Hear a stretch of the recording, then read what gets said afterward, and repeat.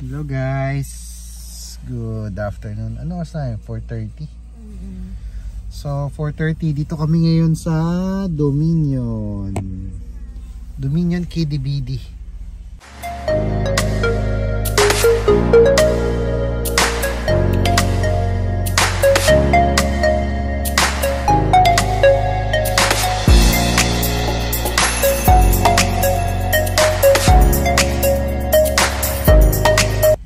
So yun nga pala, ano ngayon? 24 ngayon, no? 20 February 24. So ngayon ano pala, sobrang bilis talaga ng panahon. Ngayon 2 years na kami. Actually ng 22 2 years na kami dito sa Canada. So sobrang bilis ng panahon. And yun, dito kami pumunta ngayon, mag-grocery kami. After namin mag-slide kanina dun sa PP Park, nagpunta kami sa thrift store. Meron kami nahanap na may gusto kaming bilhin. Tapos yun, nakabili kami ng ano yung nabili natin na yung upuan, parang storage siya, box. Ilalagay namin doon sa living room kanina. So ano talaga kung ano yung hinahanap mo talaga, hindi mo nakikita, walang available. Pero kung ano yung hindi mo in-expect na mo, yun yung mga nakikita mo. So binili namin parang $16, no? $16 lang, ang ganda pa. So kailangan lang talaga linisin. Pero mamaya pakita ko sa inyo. Pero matibay pa. Tapos bumili kami ng bag para dun sa mga namin, yung sa pang ice skating, yung mga kasi ang liliit ng mga bag namin, yung mga pang grocery bag yung gamit namin So sabi ko, tingin tayo ng bag. So nakabili kami para isahan na lang, isang bitbitan lang pagka mag ice skating kami. So katulad kahapon, yan kasama dito sa video na to, yung pag ice skate namin kahapon. Sobrang hirap talaga. Mukha lang madali tignan, pero pag ikaw na talaga, kailangan siguro talaga consistency talaga sa pag-practice. So yun, dito kami mag-grocery ngayon kasi sabi ni Annie, na-miss niya daw tong Dominion dito kasi yun nga, naalala namin yung 2 years kami dito. 2 years ago na dito kami nag-grocery, sobrang snowstorm pa that time. And yun nga, pinag-usapan namin na kasi nung nag-travel kami dito from Philippines, parang inabot kami ng 2 days dahil may connecting flight 14 hours sa Qatar, tapos ilang 8 hours yata dito sa Quebec, no? Quebec ba yun? Montreal, Quebec, tama? Quebec. Oo. So sabik kami bumili kumain ng rice kasi puro kami sandwich, ganyan.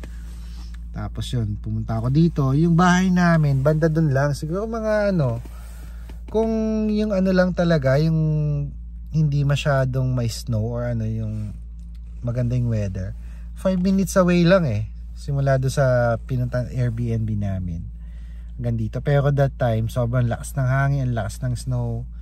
Tapos, ang dami kong pinamili dito. Parang 2 bag.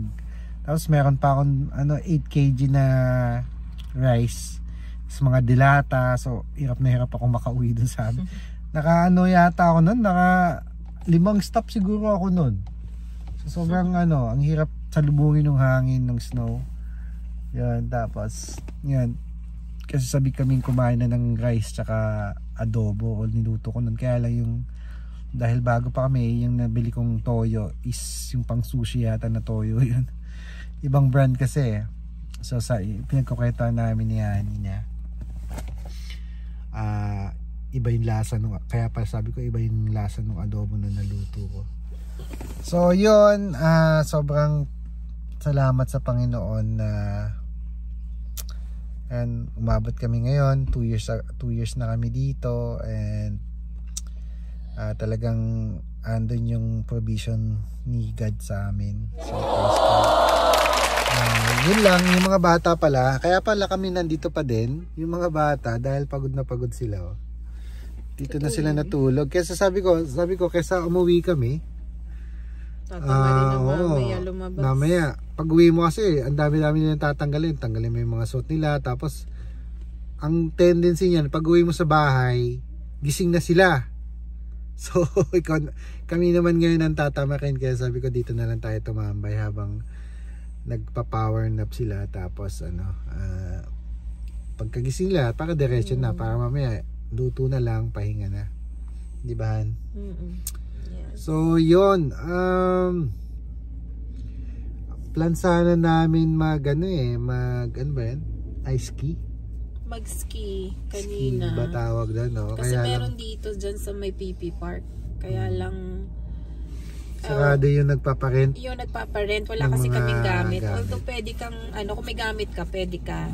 Free naman yung trail na yun. Mag-ski, oo. Kaya lang sarado sila. Kailan sila? Sa March? Bukas.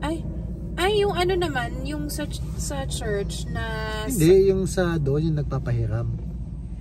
Sarado sila ng Monday. So bukas bukas Ah, yun. Monday sarado sila. So yun.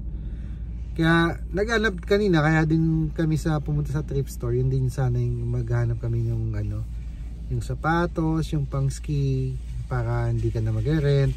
Kasi every year naman may winter naman, so lagi mo naman yung gagamitin. So kaya lang wala kami nakitang magaganda or walang available na mga size namin. So yun yung pakaisana namin kanina sa thrift store. So wala. Tapos mayroon nga sinasabi niya yung upcoming na yung napag-usapan ng mga church member na pumunta dun sa White Hills. White Hills Resort sa may Clarenville. Parang yun, pwede ka dun snowboarding, no? Bali, 2 hours from St. John's. Dito sa amin. Tapos yun. Mas maganda daw kung may gamit ka na para entrance na lang ang So yun din yung hinahanap namin. Kaya lang wala. Mahirap paghanap. Mahirap pagka hindi ka marunong tumingin ng mga ganun. Hindi, diba? Tsaka yung availability. Sobrang limited lang. Kasi nga syempre, lalo na winter ngayon. So madaming kumbaga maraming bumibili. So yung demand, yung supply, yung demand niya madami. Kung sa marketplace, tumingin naman kami sa marketplace, mahal. So isang beses lang naman kami pupunta doon sa may White Hills Resort na yun. So mag-rent na lang din kami. Siguro ang i-rent lang na lang namin doon yung pang snowboard, yung ice ski. Yan. So yun lang naman. So yan, mamaya sama namin kayo dito sa atin kung ano yung mag-grocery kami ngayon. For lang naman, for 3 days bago yung sahod ni Hani. Kung kasi para kung ano lang lulutuin for 3 days. So ayun, hanap tayo. Tignan natin kung may mga ano ba to? Gusto ko ng isda nakakasawa din kasi yung karne. Isda tsaka gulay. Guys, nandito kami. Ito nakabili ko ng ito red onion 650. Ito 1.99, so sale siya. Tapos tong bangus gawin kong daing 6.21,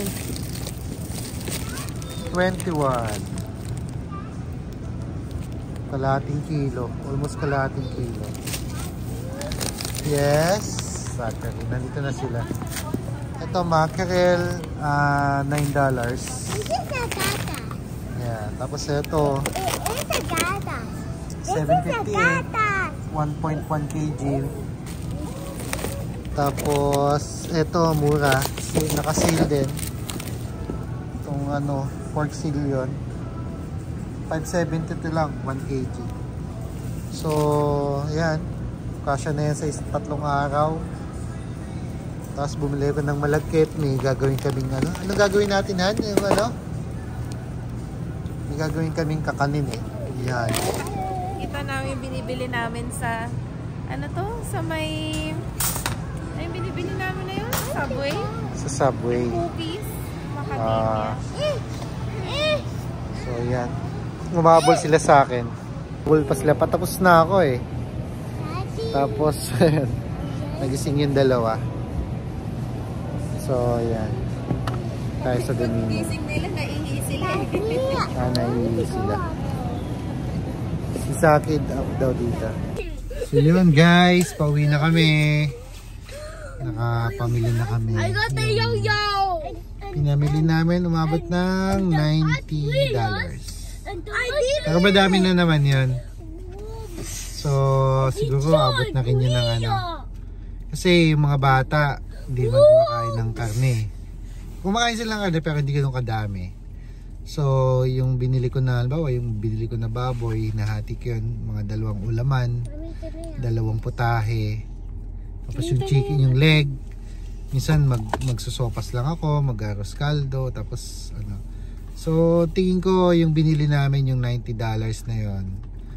And may binili din akong mga iba kasi, yung mga malagkit, yan. Yung isda pala, isang bangus, tsaka yung mackerel. Abot na yun ng 1 week sa amin na yung $90 na yun. So, yun. Ano lang din talaga, kailangan mo talagang, alam mo yun, itingi-tingi lang yung pagluluto, no? Hindi yung isang bagsakan kasi yung mga bata mabilis magsawa sa pagkain. So yun, natapos na yung araw namin ngayon, Monday. And this week nga pala, ayon dun sa weather forecast magkakaroon ulit ng ano. Siguro pang semi-storm, parang ganun siguro. May rain siya tapos na merong snow. So yun, pagandaan natin yun. So yun, salamat again sa mga mga walang sawang nanonood ng mga videos namin. Tapos yung mga bagong subscribers, maraming salamat po sa pag-subscribe. Yun, sorry kung hindi kami masyadong nakakasagot minsan kaagad. So yun. And yung mga nandito na sa St. John's, pag meron tayong mga time sa Canada Day, no? Pwede tayong pwede tayong magkita kung medyo magkapare-parehas yung schedule, di ba? Bakit hindi? Yun, invite namin kayo sa church.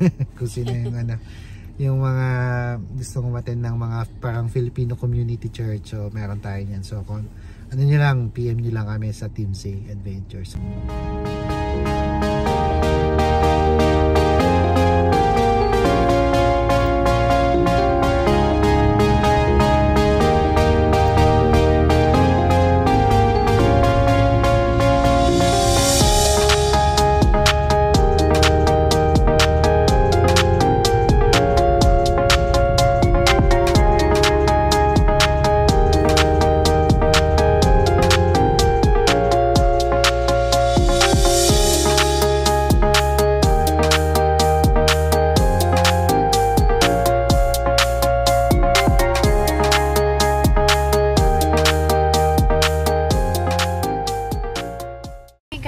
Good afternoon. So, time check 4:52 PM.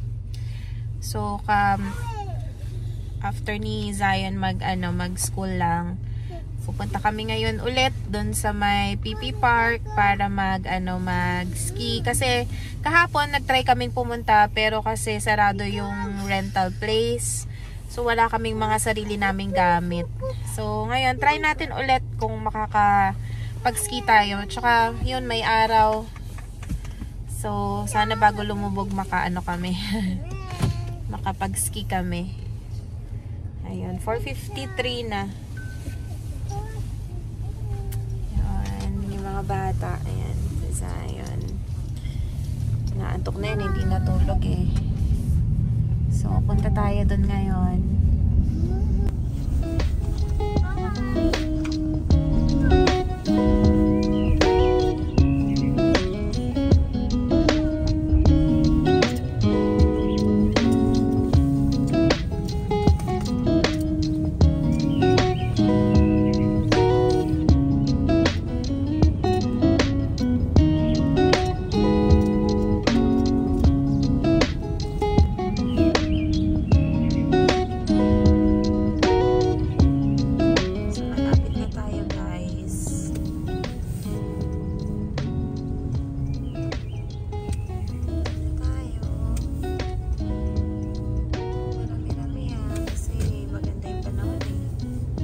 Tapos kasi pagpunta namin dito, wala masyadong ano. Medyo marami nakapark. So, ito na siya. Yan. Diyan yung rental place. So, park tayo dito. Sana may parkingan pa. Hanggang line pa yan. Kita ko yan sa check natin. Meron pa tayong parkingan kasi medyo madami today. Oh no, there's no na honey. Wala ka ng parkingan dito. Oh, ayun. Ito na kami. Ito yung mga rent. Na pwedeng ma-rent. So, dyan na sila Zion. Si Honey, ilalagay na na. Zion, oops! Oh, use your stick. Use pole. It's called pole pala. Tak! Si Zion. This is Zion. So, guys. Oops! Sumba na si Zachary. So, ayan guys. So, gabi na. Wala nang araw. Pero, ano. Tulungan ko lang sila.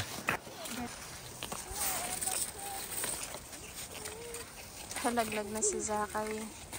Well, it's our first time din kasi. Ayan. Lift up your feet. Lift up. Lift up.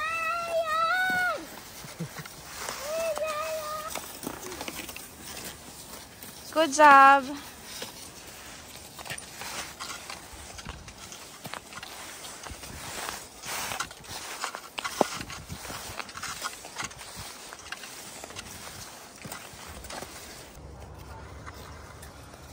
There's Zion and Zachary. Gabi na kami. Ginabi na. Ayun si Zion. Guys, katatapos lang namin.